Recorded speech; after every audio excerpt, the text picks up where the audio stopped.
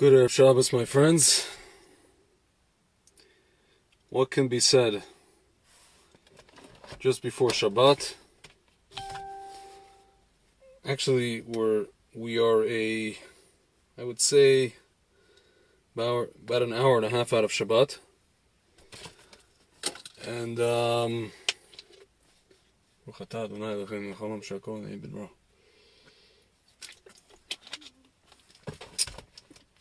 my friends, I want to talk about something that is, there's been a lot of conversations about this topic, this idea, and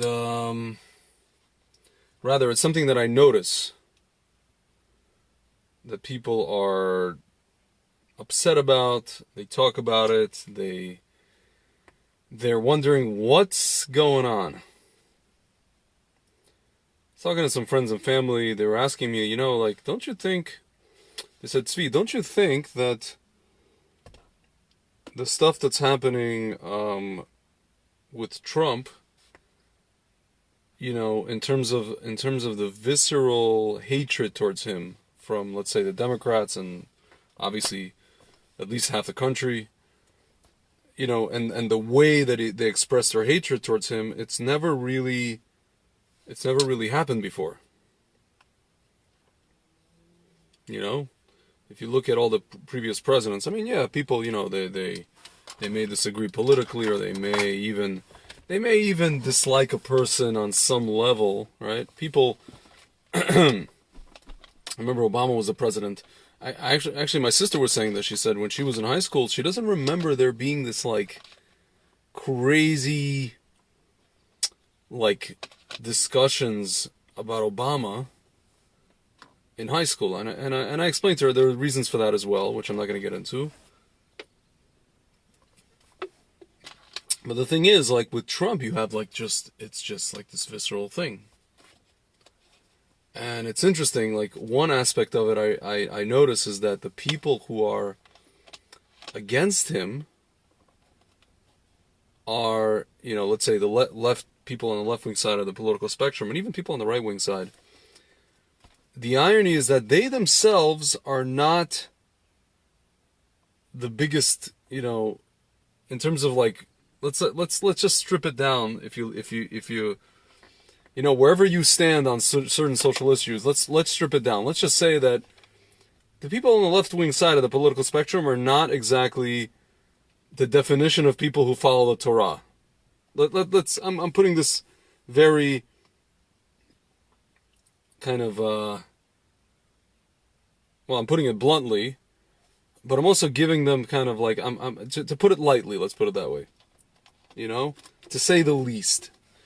So it's ironic that these are the people that run around, and you can go on Twitter, you can go on CNN, you could even talk to some of your friends and relatives about who are against Trump, and they'll say, well, he's like this and he's like that, and he's a narcissist, and he thinks a lot of himself, and this and that and this and that, and he's whatever. I've heard the term megalomaniac. And it gets even to a point where there's a certain segment, I'm not going to say put people in a box necessarily, but there's a certain segment of the modern Orthodox Jewish population in America who will come out and say, they'll ask me, they'll say, Tzvi, I don't understand. How can you, as a Torah observant Jew, as a Baal Tshuva, as a person who used to be secular and then became, Shomer Shabbat and Shomer Mitzvot, how can you support Trump? And it's funny because, as I said this in other videos, you guys are barking up the wrong religion. These people, whether it's these what I call left-wing moralists or virtue signalers, or these modern Orthodox Jews, they're looking for some kind of messianic figure. They're looking for a person, not just messianic figure, because the case can be made, actually, that Trump is the messianic figure of Esav. He's not a Moshiach. But they're looking for some kind of perfect model of perfection that they can, like a Rebbe type. They want the president of America to be the Rebbe. The Lubavitcher Rebbe, or I don't know, Baba Sali, they want him to be a tzaddik. And my friends, I have like some like harsh news for you. There was one, and I was just telling my sister this, there was one president in the history of America who never wanted to be the president of America. Who didn't aspire to be a politician, or, you know, who wasn't like a total narcissist and megalomaniac, and that was George Washington. The case can be made maybe for John Adams, but not really, because if you look at what John Adams, you know, the Rockin' Sock'em campaign that John Adams had against Jefferson, and they were best of friends, and it got to a point where it was like, it was just very vicious. You know, you guys talking about, you know, like impartial media sources. You know, if you want to go back in time, you had literally newspapers, you know, one or two newspapers that were in the tank for Adams, and then newspapers that were in the tank for Jefferson. It was very, if you were alive at that time, it was very vicious. They were really good friends. They were really good friends, and they actually died. I think, either was it a year? No, I think it was like days apart from each other, something like that. One went to the funeral, and then one died, or they died a year apart. I don't remember. There was a whole story about them passing away, but that's not important. The kids are, you know, and people want the president of America, any president, including Trump, to be some tzaddik. And my friends, I have news for you.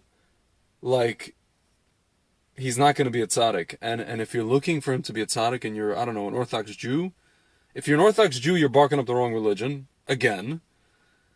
And if you're just, you know, I don't know, a secular Jew or non-Jewish or Gentile, and you're just like a left-wing moralist, my friends, I mean, it's just ironic, because you want him to be better than you. There's an idea in the Torah that the leader that a nation elects is a reflection of what it is. Donald Trump is a reflection of what America has become, which is basically reality shows. You know, all kinds of retarded, pardon my use of the word, programs on television. You know, what do you guys want? You created the guy. You made him. You are Dr. Frankenstein. The media is Dr. Frankenstein. Hollywood, the media, you know, leftists. You guys are Dr. Frankenstein, and he's the monster. And you created him, and you loved him. And then he became president, and now he's, you know, you think he's coming after you. You know, he's coming after his own creator. You guys made him. What do you want? You made him. It's all you, baby. and now people are complaining, and we want somebody who's well spoken, and somebody who commands, you know, somebody who is eloquent and classy, and this, and Obama was this, and then they bring Obama into this whole thing, and you know, I could talk about Obama, how he was slick, how he was also a narcissist in his own right. And how he basically ruined, if not the world, definitely America. And you know, was horrible for Israel. If you know, my friends, again, the same friends that asked me about Trump, how can I support Trump? Very simple, my friends. For the Jewish people, if you guys look at Jewish history, for the Jewish people who live in the diaspora, they don't need any Jew who is smart. The Jewish people do not need a tzaddik, a leader who's a tzaddik, and the Jewish people do not need, you know, we don't need a tzaddik. Just like I talk to my parents and they tell me about Putin and how he was a KGB and how he's this and how he's that, how he kills people, and I tell them, like, and the thing is, my parents, you know, they experienced so much with the KGB, they just emotionally cannot get past their experiences. I mean, even when I tell them, and they agree with me, you know that Putin's not an anti-Semite. You know he doesn't hate Jews. You know that Jews thrive under Putin. You know, he had a Jewish teacher. He bought her a house in Tel Aviv. He actually doesn't even want to harm Israel. He just, you know, whatever he's doing with Iran and Syria is just for money. And he actually has an agreement with Bibi that, you know, Israel can destroy all those things, all those convoys that are headed to Syria and Lebanon. And you talk to people who have a certain experience with KGB and they can't get past, you know, they want the president of Russia to be a tzaddik. You know, But they don't realize Jewish history, it's not about the president, some, excuse the term, Goyish president being a tzaddik. It's all about how he treats us, how, now that we have a state of Israel, how he treats Israel. And that's really all it is, my friends. And you can't argue. Even the most left-wing Jew, unless he's, his brain left his head, cannot argue that Donald J. Trump is the most pro-Israel president America's ever seen, or the world. He may be the most pro-Israel leader the Jewish nation's ever seen. And I'm including, you're talking about, Cyrus the Great, and you're talking about Alexander, you're talking about Marcus Aurelius, all these people. Rabbi Kessin actually says he may even be a Gilgul, a reincarnation of Marcus Aurelius Antoninus, who was actually good friends with Rebbe, with the person, with Yehuda Nasi, the person who compiled the Talmud. That's another conversation. But my friends, it seems to me that people are just barking up the wrong religion, and it's interesting to me. It's really interesting that they're. But on the same token, I was talking to my sister, and I told her, it just goes to show that if you look deeper here, you realize that even the biggest, the biggest left-wing atheist is looking or is waiting for Moshiach just as much as the next Lubavitcher. Really, that's really what it comes down to, my friends. And we see what's going on in the world, and we realize that we're actually about to see it. We're getting there, because any way you slice it, you look at the election, let's say, of the most powerful country in the world. On the one hand, you have Trump. He gets elected, and there's going to be a bigger, so to speak, revolt against him. On the flip side, if you have Biden, who can't even rule because he's got health issues, God knows who's going to be ruling instead of him. Who's going to be in his place, so to speak, or ruling from behind the scenes. So it's like, my friends, you look at what's before us, and you realize by hook or by crook, again, this week at Parsha Shlach, I had people that I never thought, and I mentioned this before, calling me and messaging me that they're telling me, like, people who are like me, Russian-speaking Jews in their 20s and 30s, are telling me, in 40s, families, singles, whatever, I want to make Aliyah. Tzvi, how do I, what do I do in this situation? What do I had somebody call me, hey Tzvi, I don't want to send my birth certificate to this, Jewish agency, because they're from the, they were born in the Soviet Union. Can you do a mitzvah for me and bring my birth certificate to, when you go to Israel? I don't want to mail it. I'm afraid it's going to get lost in the mail. Like, this kind of stuff, these kind of conversations I'm having with people, my friends. It's really, and I always thought to myself, I kind of underestimate. I have to apologize. I got to tell you guys, I really have to apologize to some of you guys, like Russian-speaking Jews, my fellow, people in my community, because I really underestimated you guys. I always thought that you guys are here, you wanted the American dream, and you escaped the Soviet Union, and you got the American dream. But I always thought, these guys are never going to leave. They're never going to go to Israel unless, God forbid, a gun is pointed to their head. But I was just getting phone calls from people, like phone calls and messages on Facebook, and I'm just like, what the heck? Rabbi Kessin, I was just talking to him. He goes to me, hey Tzvi, maybe you should, like a side job, side gig, like $50 an hour, charge people as like an Aliyah advisor. Granted, I don't know everything there is to know about making Aliyah, because they're constantly, updating things, and, with like medical and all these different things, and what's it called, the Bituach Leumi, and getting a car, buying an apartment. I'm not like an expert on these things, but at the same time, it's like, people saw I did it twice, 1.0 and then 2.0, the second version, and they're messaging me, and I'm just like, dude, why are you messaging me? I don't work for Nefesh B'Nefesh. Call your agent, call the rep that they give you over there. Jewish agency, Nefesh, whatever it is. Who the heck am I? But I guess, I don't know, they're calling me, and they're looking for, I guess, what's called mechazek, they're looking to be strengthened, or, they're on the fence about it, and they want advice, or they want just practical, kind of they want to take me through the thought process. They want to bounce ideas, bounce, I guess, their sentiments or whatever it is. But my friends, it's happening, by hook or by crook. But it's just funny. It's just interesting to me how people think about the concept of a leader, and how, both Jews and non-Jews think about, and people who are not, so to speak, holding on a certain level, but they want their leader to be holding on that level. And it only goes to show, it's funny, like, that at the end of the day, they just want Moshiach. They just want to be redeemed, because they see that, like, they don't, that we're at a point that we just don't measure up, right?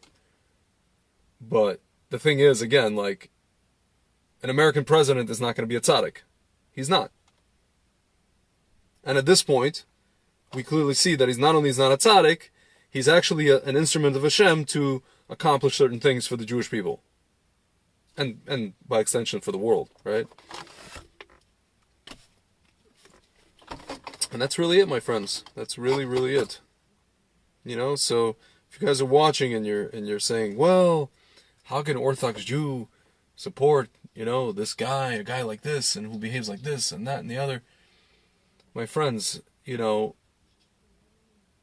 you take away the anti-Semitism, which is not coming from him, it's coming from people who hate us, who I said to, some friends and family, I told them, I've been telling them since like 2012 that I've been watching these groups, both the left wing and the right wing, they were fringe groups at the time, and now they're actually have been mainstreamed, or they're trying to make themselves mainstream.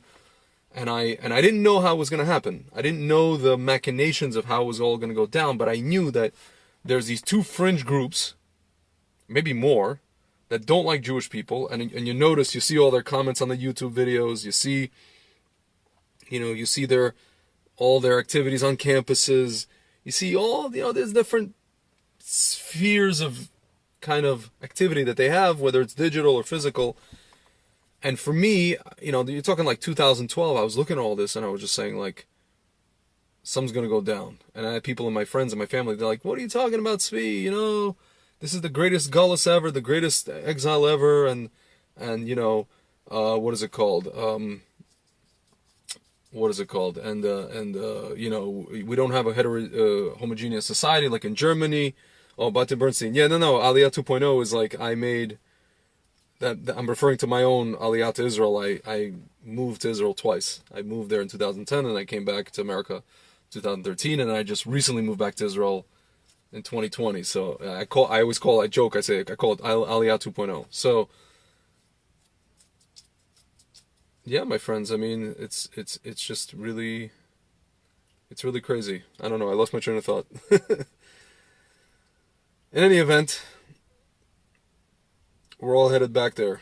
We're all headed back there, my friends. And I think I was talking about how Trump is the he does that and the other, but at the end of the day, we're not looking for him to be a tzaddik.